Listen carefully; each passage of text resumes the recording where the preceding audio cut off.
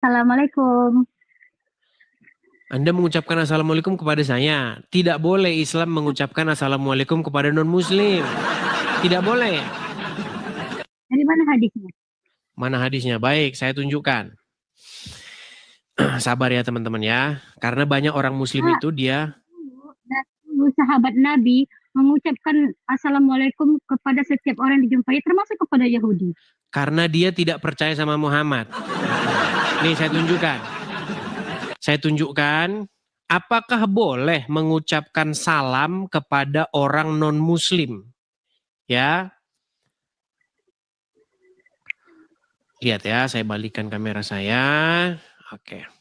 Kalau kita ketik di Google, nih ya, boleh nggak mengucapkan salam kepada orang-orang non-Muslim? Perhatikan. Lihat nih ya.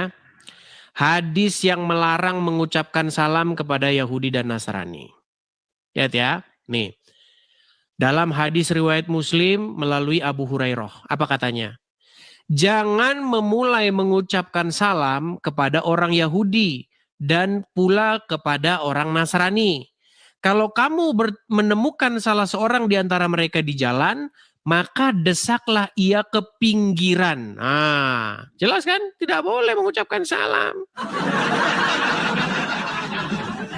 Hukum mengucapkan salam kepada non-Muslim adalah makruh. Bukan Hadisnya mana? Itu kan kata ulama. Memangnya Islam sekarang Muhammad sudah kadaluarsa sehingga itu yang kamu baca itu hukum mengucapkan salam kepada non-Muslim makruh. Itu bukan kata Muhammad, kata ulama. Assalamualaikum katanya itu damai, bukan ucapan yang seperti bagaimana. Artinya adalah damai. Emangnya salah ya kalau saya mengucapkan ya saya dan abang pun dalam keadaan ya berdamai, enggak salah kan? Oke, sekarang saya tanya dulu, apa arti Assalamualaikum? Assalamualaikum. Arti Assalamualaikum adalah semoga kedamaian dan rahmat dan berkahnya. Bang, saya bukan orang yang hafal Al-Quran. Baik. Nggak apa-apa. Saya bukan hafal Al-Quran, tapi sebisa abang bertanya sama saya, insya Allah sebisa mungkin saya menjawab. Baik. Yang pengetahuan saya. Baik. Arti Assalamualaikum artinya adalah kesejahteraan atau salam sejahtera semoga melimpah atasmu. Itu artinya. Artinya semoga kedamaian rahmat Allah dan berkahnya juga tercurah kepadamu. Baik.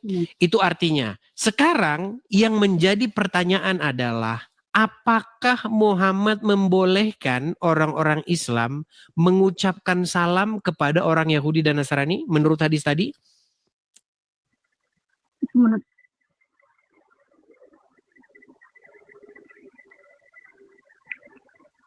Google lagi. Gimana? Tahu saya hanya tidak boleh mengucapkan Natal. Oke, saya tunjukkan lagi hadisnya ya. Orang Islam ini memang teman-teman sebenarnya mereka itu hati nuraninya melawan Muhammad. Masalah agama atau masalah tadi topik yang abang perbincangkan yang ya, sebelum kita ke situ, Reisa, kita membahas dulu statement kamu yang mengucapkan kepada saya salam. Saya bilang sama kamu, kalau kamu salam jadi orang abang, apakah yang salam yang saya sampaikan itu membuat abang masalah atau keberatan bagi abang? Baik. Salam kamu itu sangat baik dan saya menyambut hangat. Kenapa? Karena itu kebaikan yang kamu harapkan melimpah atas saya. Tetapi masalahnya Muhammad tidak membolehkan kamu mengucapkan itu kepada saya, gitu loh. Coba. Kata Nabi, tanya dulu kepada abang, apakah salam yang saya ucapkan kepada abang itu adalah keberatan bagi abang? Tidak, tetapi Muhammad melarangnya. Kalau misalkan Nabi saya pun melarangnya, itu hak saya mau mengikuti atau tidak. Sekarang saya mau bertanya sama abang. Berarti kamu tidak mau mengikuti Muhammad? Enggak, kenapa? Sebentar. Berarti kamu tidak mau mengikuti Muhammad? Enggak, bagi saya, yang saya tahu, Nabi saya cuma berkata tidak boleh mengucapkan Natal, tidak mengucapkan salam. Muhammad tidak pernah melarang Natal, nggak pernah. Muhammad tidak pernah melarang mengucapkan Natal. Yang Muhammad larang itu mengucapkan salam. Bang, sudah jelas. Kalau kamu mengucapkan, berarti kamu sama dengan merayakan. Kamu berarti termasuk salah satu kaumnya juga. Oke, apakah kamu tahu bahwa menurut Al-Quran bahwasanya Isa itu adalah anak Allah? Enggak, Allah tidak diperanakan dan Allah tidak beranak. Allah Baik. itu tunggal. Baik. Kalau saya buktikan bahwa Allah punya anak di dalam Al-Quran, gimana? Apakah kamu mau meninggalkan agama Islam siang hari ini? Yang mana? Yang mana? Baik. Pertama, sebelum saya itu dulu, saya tanya dulu kamu. Jika Allah punya anak, apakah kamu akan menyembahnya? Tidak. Bagaimana? Tidak, karena Allah tunggal dan tidak diperanakan dan tidak dipersekutukan. Jika Allah punya anak, apakah kamu akan menyembahnya? Enggak. Oke, baik. Sebentar. Jika Allah punya anak, maka kamu tidak mau menyembahnya. Baik, saya akan bukakan. Baik, coba bukakan surat Az-Zumar.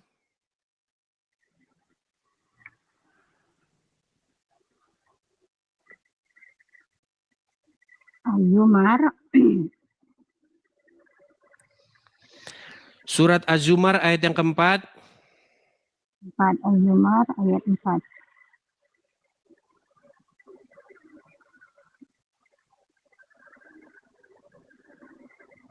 Oh, sebentar. Saya agak ketukar-tukar nih ayatnya ya. Sebentar.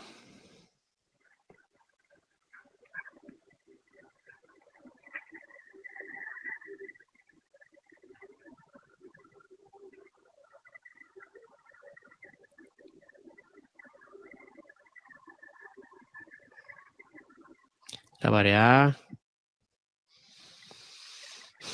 Saya tidak hafal nih teman-teman ayat-ayatnya. Oke, buka Quran surat Az-Zukhruf ayat 81. Az-Zukhruf ayat 81. Berapa ayat? 81. Ayat 81. Okay. Tadi kamu berkata kalau Tuhan punya anak, kamu tidak mau menyembahnya ya?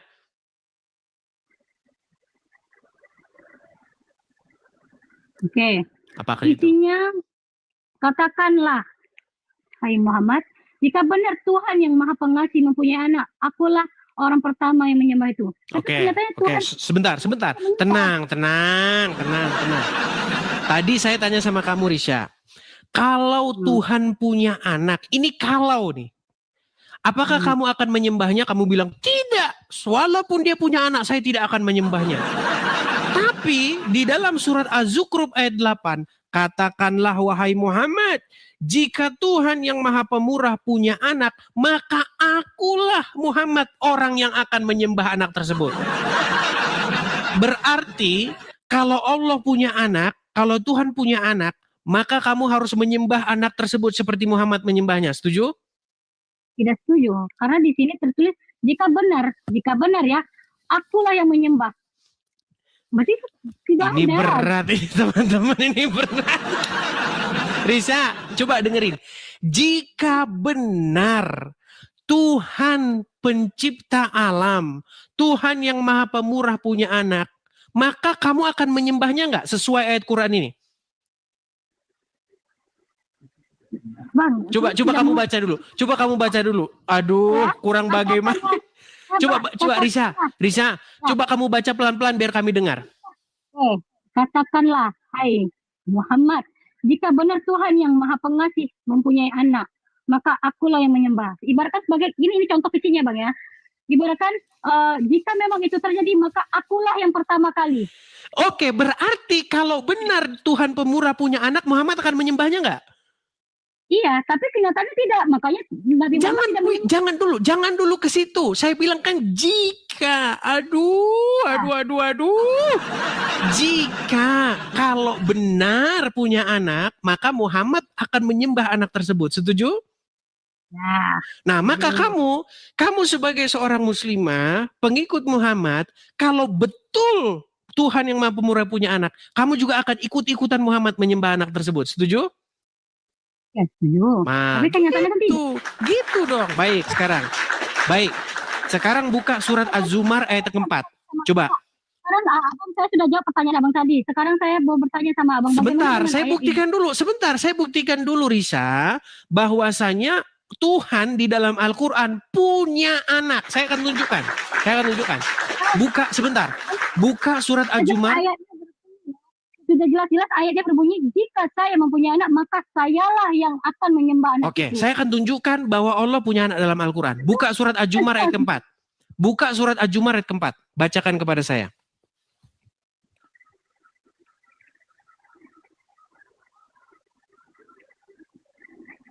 Nah, oke. Hmm.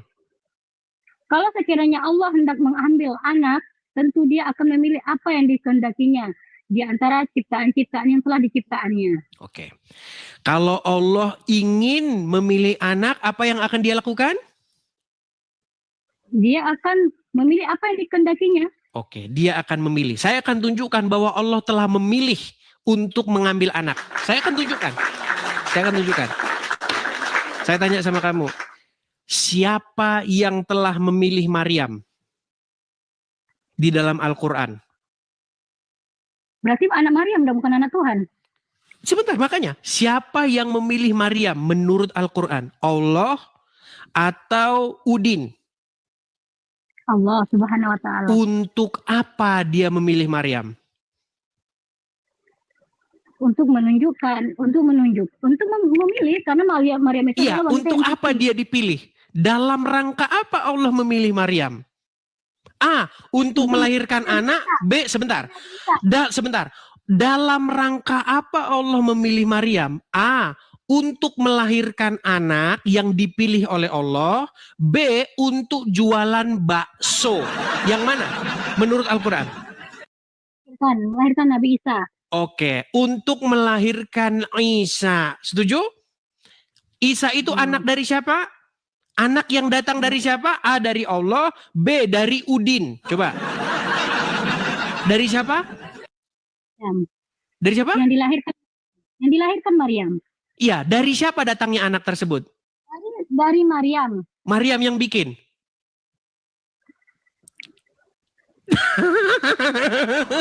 Sebentar. Apakah Maryam yang membuat Isa ada di perutnya? Siapa yang bikin? Yang bikin? Iya, semuanya. Kalau abang berkata gini bang ya, kalau misalkan ya, berat ini saudara. lebih Risa, Nabi Adam Risa, lagi bang. mohon maaf nih Risa. Kalau saya menyebabkan kamu hamil, maka saya disebut apa oleh anak tersebut? A, bapak, B, paman, C, tetangga. Bang, sekarang kayak gini. Rica, tenang. Rica. Jika saya menjadi penyebab adanya anak di dalam rahimmu, maka saya disebut A, paman dari anak tersebut, B, bapak dari anak tersebut, C, tetangga dari anak tersebut. Tolong dijawab, A, B, atau C? Bang, aku nggak ngerti loh bang bahasa statement yang abang buat. Sulit ini. Gini. Siapa yang menyebabkan Maria mengandung? A, Allah, B, Udin. Sebentar. Siapa yang menyebabkan Allah mengandung? A, Allah, B, Udin. Allah. Oke. Menitipkan roh itu. Oke, berarti Allah yang menyebabkan Maria mengandung. Berarti Allah yang menyebabkan Maria hamil. Sekarang kayak gini, abang bisa mengatakan sulit, saudara. Risa, tenang. Risa. Enggak, abang mengatakan Maryam hamil disebabkan oleh Allah. Abang sudah ada hadis yang menunjukkan bahwa Allah itu laki-laki. Sebentar, siapa yang menyebabkan Maryam hamil? Maryam tidak hamil disebabkan siapa-siapa. Dia Berarti Maryam hamil sendiri. Bukan Allah yang membuat Maryam hamil. Allah menitipkan hadis yang baik, kita lihat. Oke, buka Quran surat Maryam, ayat yang ke-17. Nah kan?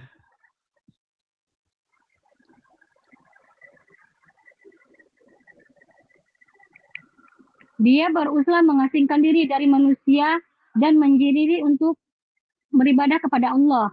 18. Dia siapa? Dia Maryam ya?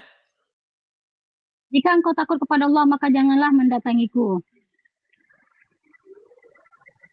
19.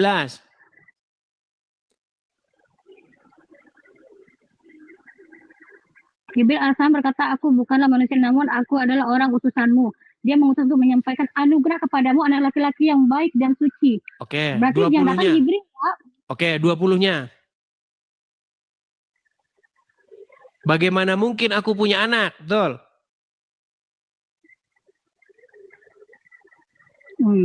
Bagaimana mungkin aku mempunyai anak laki-laki padahal tidak pernah seorang laki-laki pun menyentuhku. Aku bukan seorang pelacur. Baik, betul. Jadi Maryam bingung.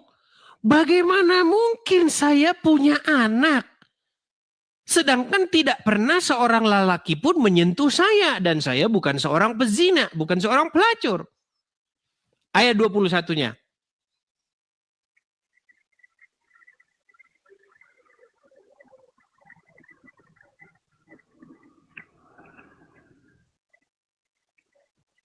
Jibril berkata, demikianlah Tuhanmu berfirman, hal itu sangat mudah bagiku agar kami menjadikan sebagian tanda kebesaranku bagi manusia rahmat dari kami. Berarti siapa yang menyebabkan Maryam mengandung?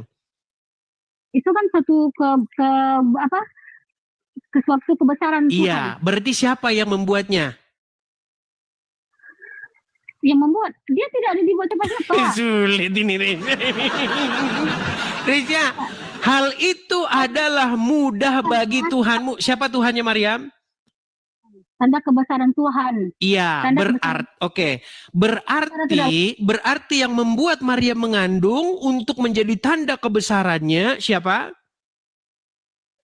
Tuhan. Oke, baik.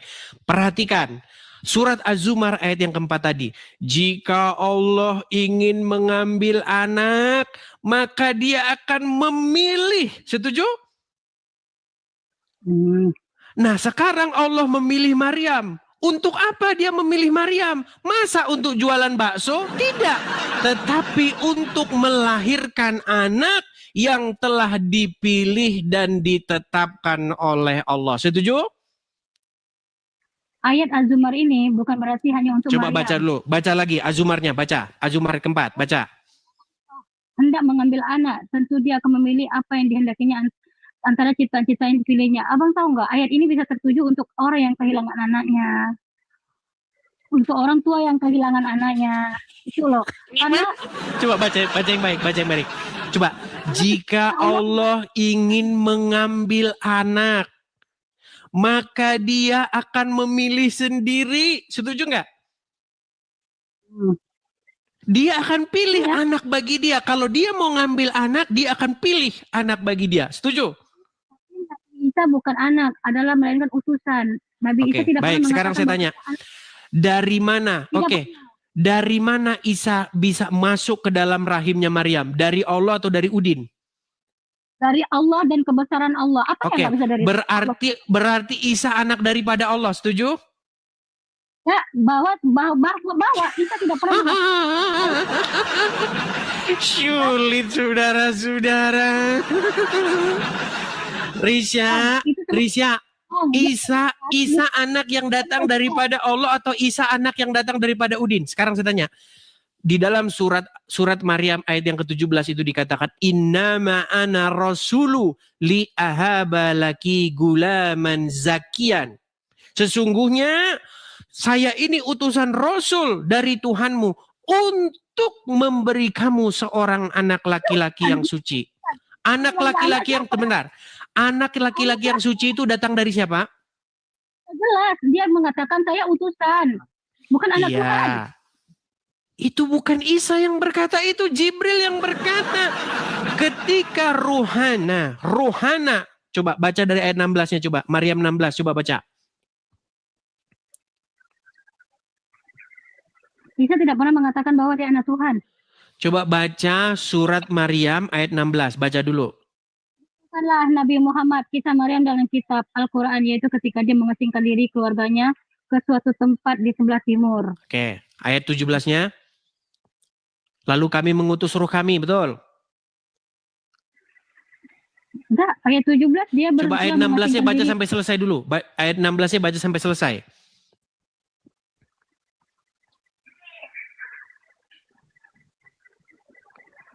Ceritakan Nabi Muhammad kisah Maryam di dalam kitab Al-Quran, yaitu ketika dia mengasingkan diri keluarganya ke suatu tempat di sebelah timur Baitul Maqdis. Ada ayat 16 itu. 17.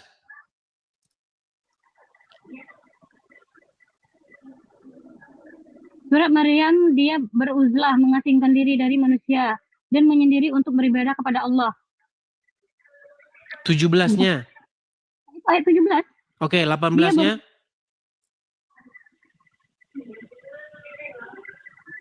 Maryam terperanjat dan takut sebab melihat jelmaan Ibril. Dia berkata, sesungguhnya aku berlindung kepada Allah yang maha pemurah daripadamu. Jika kamu seorang bertakwa kepada Allah, maka jauhkanlah diriku karena aku sudah memohon perlindungan kepada Allah. Oke. Berarti ada seseorang yang datang kepada Maryam, betul? Oke, apa kata orang tersebut yang datang kepada Maryam tersebut? Apa omongan dia? Dia akan menitipkan roh janin ke dalam rahim Maryam. Oke, baiklah. Walaupun itu katamu sendiri, tapi dalam Al-Quran berkata begini, sesungguhnya saya ini adalah salah satu kebesaran kami. Ya, sesungguhnya saya ini adalah utusan Allah kepadamu untuk memberi kamu seorang anak laki-laki yang suci. Betul?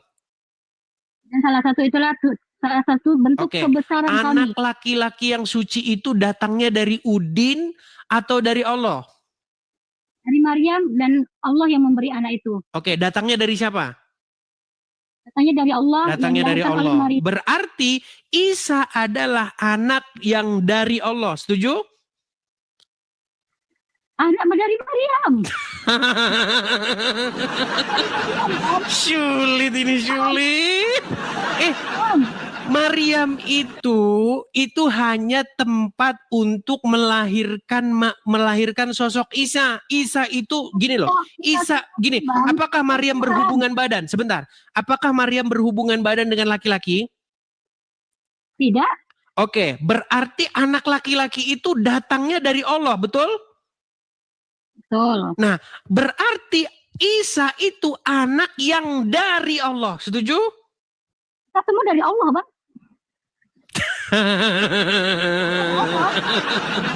Isa dulu. Jangan kita semua. Ini Isa, dengar. Isa adalah seorang anak yang datang dari Allah, dimasukkan ke dalam rahim Maryam. Setuju? Enggak, dari Maryam. Anak Isa adalah anak dari Maryam. Berarti Maryam kawin? Tidak, anak tidak kawin. Sulit ini, berat. Risha, saya cuma mau bilang sama kamu begini, Risha. Saya harus mengembalikan kamu ke dalam surat Az-Zukhruf. Yesus mengatakan bahwa dia anak Tuhan, dia mengklaim diri dia anak Tuhan. Saya mau tengok apa itu loh, Al-Quranmu tadi sudah bilang, Risha, bahwasanya Isa itu adalah anak yang daripada Allah. Anak dari Allah disebut Isa bin Allah. Isa anak Allah. Gimana sih? Hadisnya yang mengatakan, mengklaim Isa adalah anak saya. Tapi Risha, saya tanya sama kamu. Betul tidak, Risha? Betul tidak kamu adalah anak dari bapakmu? Betul atau tidak? Betul. Berarti Risha, taruhlah nama bapakmu misalnya Usman. Anggap nama bapakmu Usman. Berarti Risha binti Usman. Setuju? Oke. Isa adalah anak yang datang dari Allah, dititipkan atau ditiupkan ke dalam rahimnya Maryam. Itu tadi yang kamu katakan. Setuju? Oke, berarti Isa adalah anak yang daripada Allah. Setuju? Anak yang dititip. Iya, dari siapa dia? Datangnya dari siapa? Dari Allah atau dari Udin? Bang, kita semua makhluk hidup ini dari Allah, Bang. Jangan Cuman, semua dulu, Isa dulu, Isa dulu. Jangan semuanya, ya, Isa dulu. Isa datangnya dari siapa?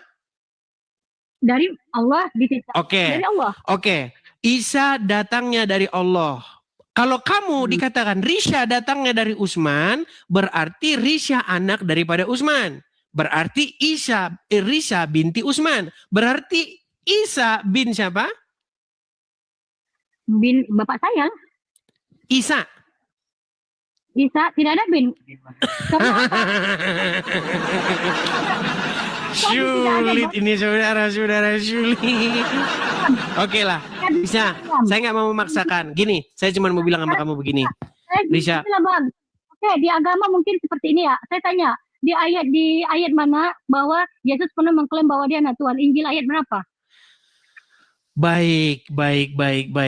Kamu ingin berkata di mana Yesus berkata bahwasanya dia adalah anak Tuhan. Baik. Jadi ada sebuah diskusi yang sangat penting. Ini saya sebut sebagai siapa Yesus, kata Yesus. Baik. Sekarang berdasarkan agama, Bang, Injil kita, berdasarkan kita. Baik. Jadi teman-teman, banyak orang Muslim bertanya kepada Kristen, Yesus itu siapa? Jadi jawabannya, siapa Yesus? Kata Yesus sendiri. Perhatikan.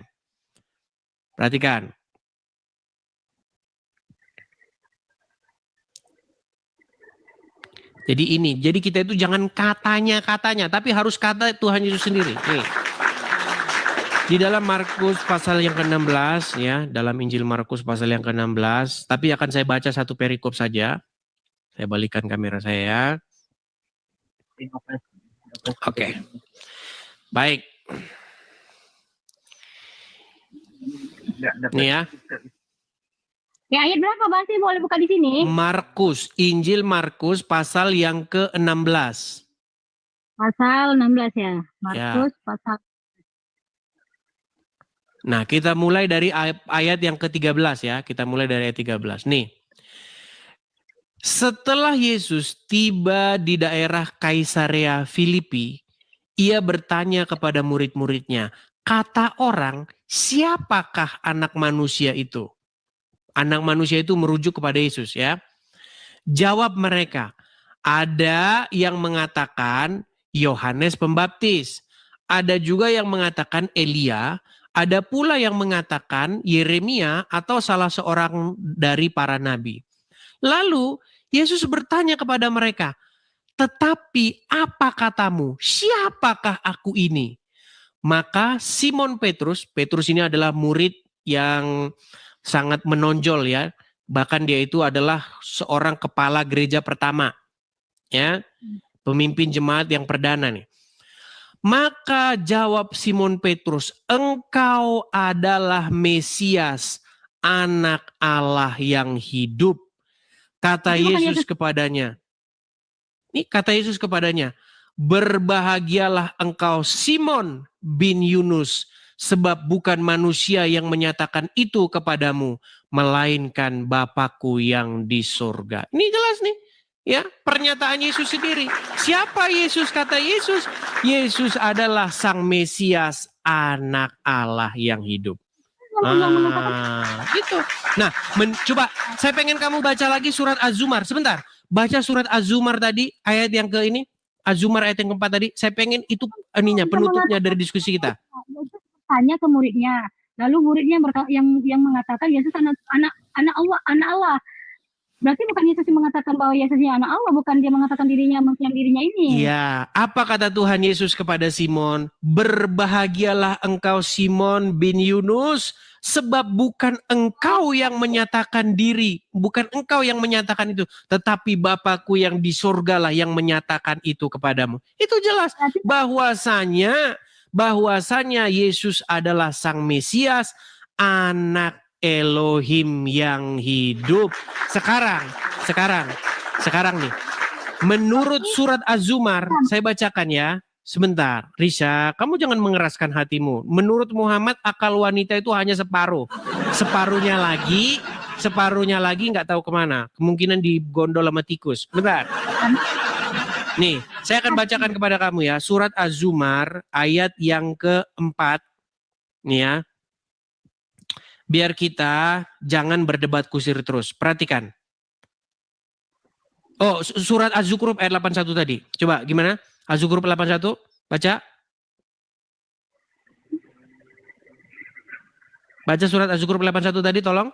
Katakanlah Nabi Muhammad, jika benar Tuhan yang Maha Pengasih mempunyai anak, akulah orang pertama yang menyembah anak itu. Nah, jadi terbukti bahwasannya Tuhan yang Maha Pemurah punya anak, yaitu Yesus, dan kalian wajib menyembahnya seperti kata Muhammad. Ya, itulah pesan saya kepada kamu. Abang enggak. Berarti gini bang, berarti Yesus itu bukan Tuhan, dia hanya anak Tuhan kan?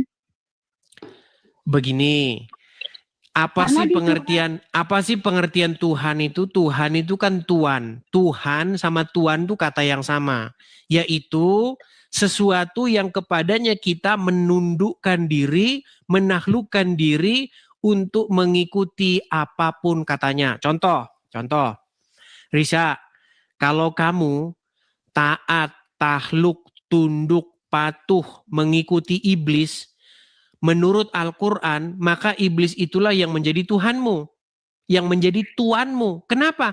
Karena kamu menyerahkan ketaklukan dan ketundukanmu kepada sang iblis. Nah, kalau pertanyaanmu, apakah Yesus itu Tuhan atau Tuan? Iya. Karena kita wajib menaklukkan diri, taat, patuh, tunduk, mengikuti apapun kata dia. Nah, masalahnya kamu sebagai muslim, kamu menyerahkan ketundukan dan kepatuhan dan ketaklukanmu mengikuti apapun katanya, mengikuti Muhammad. Makanya menurut perspektif Al-Quran dan Alkitab, kamu menuhankan Muhammad. Bagaimana cara kamu menuhankan Muhammad? Yaitu dengan cara menundukkan dan menaklukkan diri kamu kepadanya, sehingga apapun kata Muhammad kamu harus kerjakan. Tapi kalau menurut saya Tuhan dan Tuhan itu berbeda bang. Kalau Tuhan itu zat yang sempurna yang memberikan ekspresi kepada. Itu terjemahan. Itu terjemahan. Di dalam bahasa Arab, masalahnya begini Resya. Quran tidak ditulis dalam bahasa Indonesia. Alkitab tidak ditulis dalam bahasa Indonesia. Mereka ditulis dalam bahasa Arab dan bahasa Yunani. Di dalam bahasa Arab tidak ada kata Tuhan, Resa. Di dalam bahasa Arab ada nggak huruf T-U-H-A-N? Ada nggak? Ini Yesus itu Tuhan atau tidak? Atau hanya utusan atau hanya anak? Resa, tadi kan saya sudah bilang sama kamu, Resa, Yesus itu Tuhan, Bapa di surga itu Tuhan, Roh Kudus itu adalah Tuhan. Di dalam agama Islam, Muhammad itu Rob, Allah itu Rob, dua-duanya juga Tuhan. Kenapa Tuhan? Karena kamu patuh, tunduk, takluk kepadanya. Kamu nggak nyambung-nyambung, Resa. Resa, coba kamu jawab singkat dulu nih, Resa. Gini. Ada nggak huruf Tuhan? Gini, coba gini aja. Kamu buka Al-Quran, gini. Ketika kamu buka Al-Quran, ada nggak di situ huruf T-U-H-A-N? Ada nggak? Sekarang saya bertanya, bagaimana dalam kehidupan ada dua Tuhan? Dalam rumah tangga aja ada dua kepemimpinan aja, itu sulit loh. Terus bagaimana dengan Lukas ayat 4 yang Yesus berkata, ada tertulis engkau harus menyembah Tuhan Allahmu dan hanya kepada Dia engkau berbakti. Pertanyaan yang mantap. Pertanyaan yang bagus. Di dalam rumah tangga saja, kalau ada dua tuan, dua Tuhan, dua pemimpin, maka itu akan kacau balau. Nanti Tuhan yang satu sama Tuhan lainnya berbeda pendapat, gontok-gontokan. Perhatikan. Jadi, Tuhan Yesus itu bukan Tuhan yang lain. Tetapi Tuhan Yesus adalah Tuhan yang datang, yang diutus oleh Bapa di sorga. Lalu, apakah Tuhan Yesus dengan Tuhan Bapa di sorga gontok-gontokan? Ini jawabannya. Perhatikan. Jawabannya ada, nih. Makanya Alkitab kami ini mengajarkan tauhid. Nah, cuman banyak orang yang bikin agama Kristen itu jadi nggak tauhid. Nih, saya tunjukkan. Saya balikan kepada kamu ya. Ini jawabannya. 1 Korintus pasal yang ke-15. Sebentar.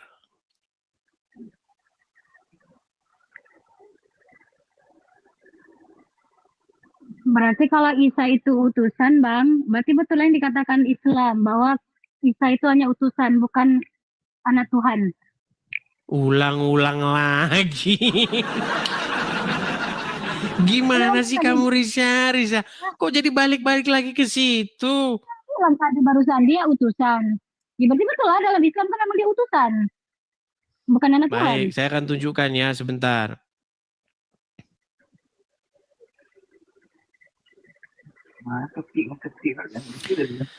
Nih ya. Saya akan bacakan di dalam 1 Korintus pasal yang ke-15. Teman-teman bisa bantu saya, kadang-kadang saya kalau nginget ayat ini agak sedikit lupa loh ya. Terus ayat berapa, Bang? Sebentar. Sabar.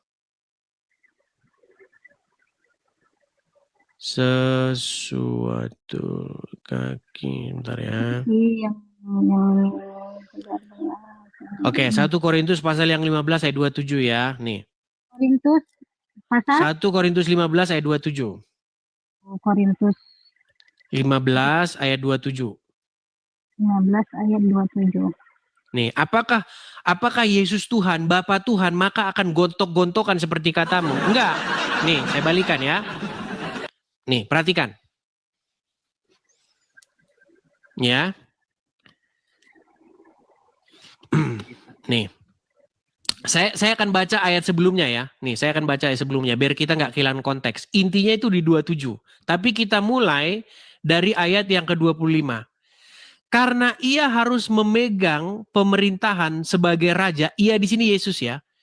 Karena ia Yesus harus memegang pemerintahan sebagai raja sampai Allah meletakkan semua musuhnya Yesus di bawah kakinya Yesus. Musuh yang terakhir yang dibinasakan adalah maut atau kematian. Jadi musuhnya manusia itu yang terakhir itu adalah kematian, dan itu sudah dikalahkan oleh Yesus.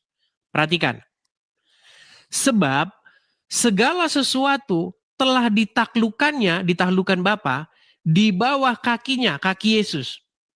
Tetapi kalau dikatakan bahwa segala sesuatu telah ditaklukkan, maka teranglah bahwa ia sendiri yang telah menaklukkan segala sesuatu di bawah kaki Kristus itu tidak termasuk di dalamnya. Jadi maksudnya begini, segala sesuatu itu harus ditaklukkan, ditundukkan kepada Yesus. Supaya apa? Supaya dengan perantaraan Yesus, semua makhluk di bumi ini bertekuk lutut. Maka ketika semua itu sudah terjadi, maka Yesus akan membawa semua manusia yang telah ditaklukkannya itu kepada Bapa di sorga. Makanya Yesus itu adalah Tuhan untuk kemuliaan Allah. Begitu. Jadi Yesus dan Bapa di sorga nggak gontok-gontokan. Justru Yesus melakukan kehendak Bapa di sorga. Yang gontok-gontokan itu Allah sama Muhammad. Allah bilang di dalam Al-Quran, ya ayyuhallazina amanu, wahai orang-orang yang beriman, ucapkanlah perkataan yang benar. Muhammad ngomong, boleh bohong. Nah, gontok-gontokan. Jadi pertanyaan saya di ayat Korintus ini, apa yang ditaklukkan? Segala sesuatu ditaklukkan di bawah kaki Yesus. Kenapa ketika dia disalib sama Yahudi, kenapa dia tak bisa menaklukkan Yahudi itu? Bagaimana? Loh, dia menaklukkan itu dengan cara bangkit mengalahkan maut. Gimana? Apa yang mengalahkan maut? Bukannya mati itu. Baik, itu sekarang begini. Baik, sekarang kita harus gunakan bahasa-bahasa sederhana. Perhatikan. Kalau orang mati, misalnya Muhammad mati. Sampai sekarang dia masih mati, masih meninggal. Setuju? Oke. Yang menang Muhammad atau kematian? Sekarang Muhammad meninggal kan? Artinya Muhammad sebentar. Tenang Risha. Begini Risha. Artinya maut, kuasa kematian atau kuasa maut itu masih menginjak lehernya Muhammad. Kenapa? Karena Muhammad tidak bisa bangun. Karena apa? Karena tenang, Risa, tenang, Risa, tenang, Risa, tenang, Risa, tenang. Tenangkan dirimu, Risa, tenangkan dirimu. Tenangkan dirimu, Risa, tenang, Risa, ketika Muhammad meninggal, bisa, saya tanya sama abang lah, bagaimana cara dia menyelamatkan umatnya, sementara dia menyelamatkan dirinya sendiri aja dari beberapa dia bangkit. Seandainya Yesus tidak bangkit, maka nasib kami sama seperti kalian, mengikuti orang mati di kuburan. Risa, yang dilakukan Yesus apa? Kamu jangan kemana-mana dulu, Risha. Pokok bahasan kita adalah bahwa kematian itu telah ditaklukkan oleh Yesus. Sehingga Yesus menaklukkan yang namanya maut dan kerajaannya. Kematian dan kuasa. Kematian, makanya di dalam Injil, hai maut, di manakah sengatmu? Makanya maut tidak berkuasa atas Yesus, makanya Yesus bangkit. Sementara maut berkuasa atas Muhammad, makanya Muhammad masih di kuburan. Makanya saya bilang sama kamu, Risa, ayo Risa, datang kepada Dia yang mengalahkan maut. Karena orang yang mengalahkan maut tersebut, yaitu Yesus, adalah jalan dan kebenaran dan hidup. Makanya datang kepada yang hidup, dipimpin oleh yang hidup, menjadikan yang hidup sebagai junjungan pemimpin kita supaya kita taat, patuh, tunduk kepadanya. Jangan ngikutin orang mati di kuburan. Kurang bagaimana saya menjelaskan kepada kamu, Risha? Kurang bagaimana? Jadi kenapa orang-orang apa lah, kenapa nggak mati? Tiba-tiba kenapa mati di kuburan? Ini susah ini, Risha. Risha, apa yang diajarkan oleh Tuhan Yesus? Barang siapa, Risha, sebentar Risha. Salib, dengar, Risha tenang. Seorang Kristen yang sejati itu harus memikul salibnya. Tetapi salib itu bukan berbicara mengenai kayu. Salib itu berbicara mengenai penderitaan. Karena zaman sekarang tidak ada lagi hukuman salib. Zaman sekarang itu hukumannya itu cobaan dan godaan itu, contohnya misalnya dipersekusi sama orang muslim. Misalnya kalau ketemu sama misalnya si pendebat-pendebat muslim katanya darah saya dihalalkan. Ya kan? Awas kamu, kalau ketemu sama saya borok. Nah, itulah salib yang harus saya pikul. Kenapa? Karena kalau misalnya ketemu dengan mereka, katanya mereka itu, videonya udah saya upload tuh. Awas kamu ya kalau ketemu dengan saya. Nah itu. Berbicara tentang salib itu jangan kamu kecilkan saja kayu balok seperti itu. Itu zaman dulu. Karena sekarang udah nggak ada lagi hukuman salib. Hukuman yang sekarang itu adalah yang diderita oleh umat Kristen adalah penindasan-penindasan. Contohnya mau ke gereja sama orang muslim dihalang-halangi. Dipasangin toa gede-gede. Ya kan? Allahu Akbar, Allahu Akbar. Tuh orang mau ke gereja tapi diganggu-ganggu. Itulah salib yang harus dipikul oleh orang Kristen.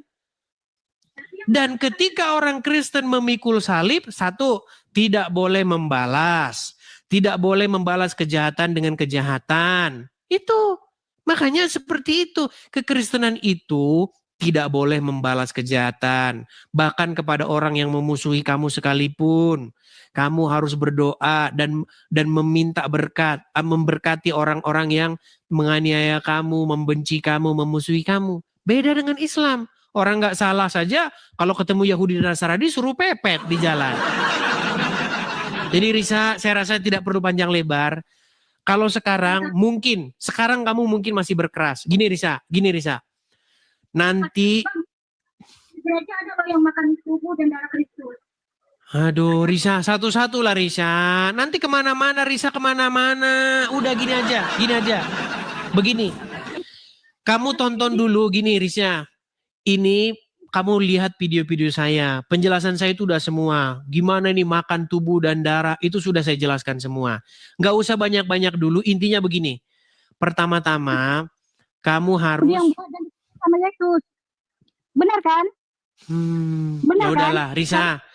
Saya rasa jangan banyak-banyak dulu, nanti kamu banyak melawannya. Saya sarankan kepada kamu banyak belajarnya dulu sajalah ketimbang melawannya, oke? Sudah jawab aja pertanyaan saya kalau saya salah. Kalau sekiranya saya salah, aku tidak jawab. Karena kan memang betul yang saya bilang. Risa, nanti Yang kebanyakan Risa. Kamu saja yang itu dulu saja, nanti kebanyakan kemana-mana. Abang bilang kan. Kita Abang besok bilang, lagi. Ini saya mau rehat Abang dulu. Saya rehat dulu ya. memikul, Yesus memikul salib. Salib itu kan Yesus dipaksa memikul yang dibuat oleh orang Yahudi. Bukan Yesus yang menginginkan dia mati di salib itu. Risa, itu sudah saya jawab.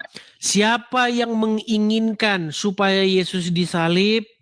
Siapa yang menginginkan supaya Yesus ditelanjangi, dibunuh, digebukin seperti itu? Siapa yang menginginkan? Diarak seperti itu. Diarak di tengah-tengah masyarakat. Dibawa di bukit, di kayu, dipancung, digantung di sana, di atas kayu salib. Siapa yang menginginkan itu? Banyak orang Kristen katanya yang menginginkan itu Bapa di surga. Katanya. Begini. Itu kemarin itu kontroversial itu. Itu statement saya yang sangat kontroversial di 2025. Begini, keinginan untuk menyalibkan Yesus, keinginan untuk membunuh Yesus, keinginan untuk mempermalukan Yesus, mengarak dia di tengah jalan, di pasar, di ini, itu adalah keinginan daripada si jahat. Tetapi apakah Yesus membalasnya? Tidak. Bahkan di atas kayu salib dia berdoa, "Ya Bapa, ampunilah mereka karena mereka tidak tahu apa yang mereka perbuat." Ya maksudnya tadi dia Tuhan. Kenapa tak dia aja membuat orang bertobat atau turunkan Tuhan, bencana? ketika kamu mengatakan Tuhan itu, apakah itu Bapa di sorga? Kalau ketika kamu mengatakan Tuhan, di dalam pikiranmu Bapa di sorga, saya setuju dengan kamu bahwa Yesus bukan Bapa di sorga. Kalau kamu, tenang. Ketika kamu mengatakan Tuhan, kata Tuhan itu kamu maksud adalah Bapa di sorga, saya setuju dengan kamu bahwa Yesus bukan Tuhan di situ. Maksudnya Tuhan Bapa di sorga.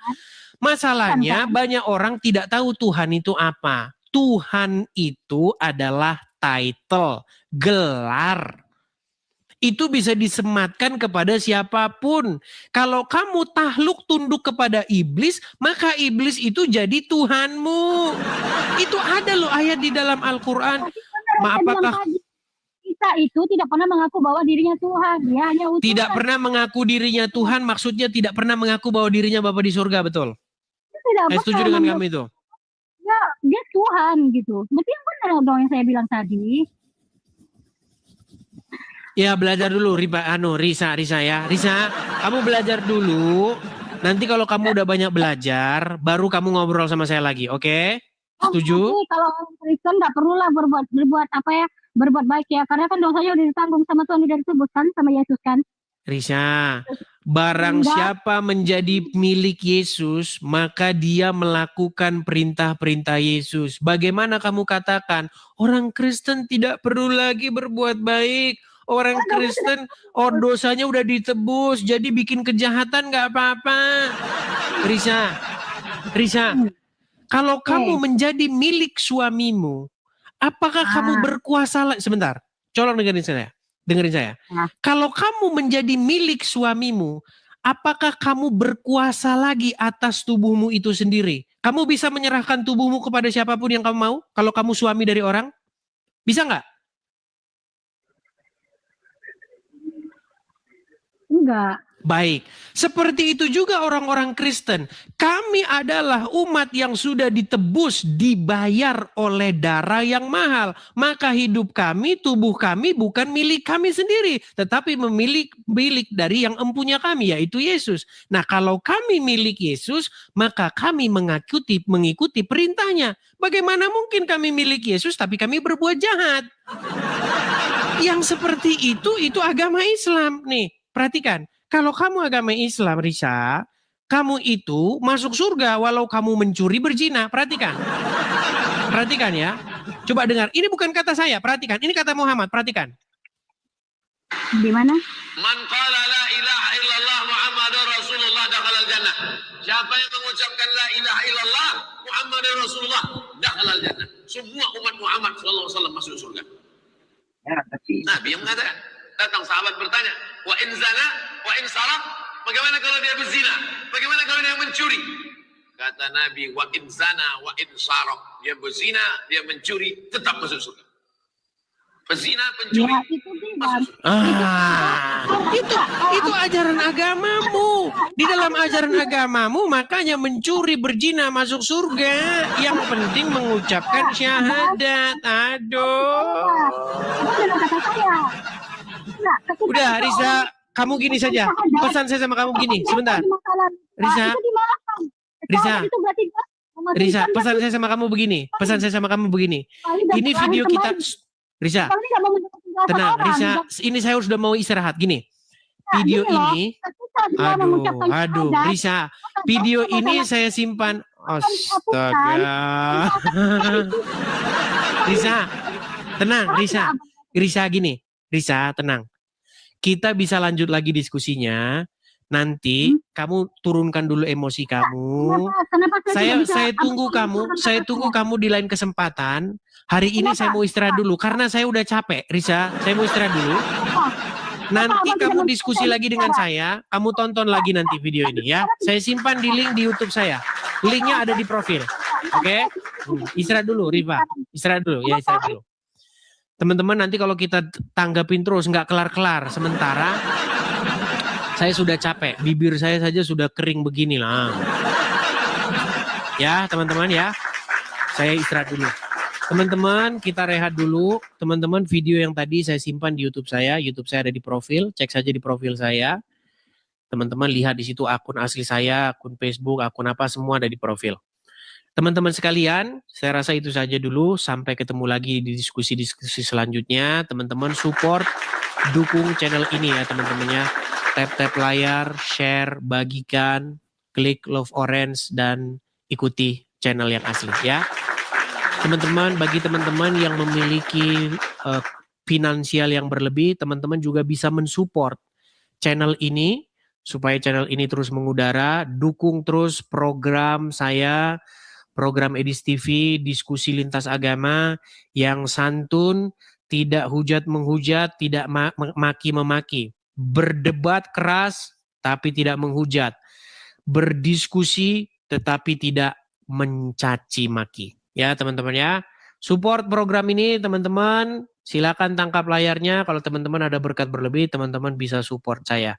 Karena teman-teman, program-program pengadaan kita, acara seperti ini itu juga memerlukan biaya ya teman-teman ya. Jadi kalau teman-teman ada berkat berlebih, teman-teman bisa support saya di situ. Atas nama Edisi Dabutar. Hati-hati teman-teman, banyak penipuan-penipuan. Kalau bukan yang di atas ini, itu sudah pasti akun palsu. Karena ada yang motong video saya ini, kemudian nanti ditempelin dengan rekening orang, ditempelin dengan kiris orang ya. Saya nggak pernah ada kiris-kirisan. Ya, jadi teman-teman hati-hati dengan penipuan-penipuan. Kalau teman-teman mau support saya, di sini tempatnya. Saya rasa itu saja teman-teman. Sampai ketemu lagi di diskusi-diskusi selanjutnya. Tuhan Yesus memberkati kita.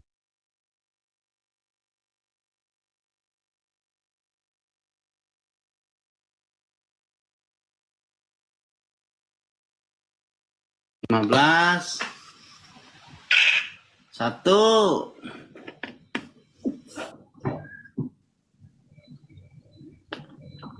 Si depan.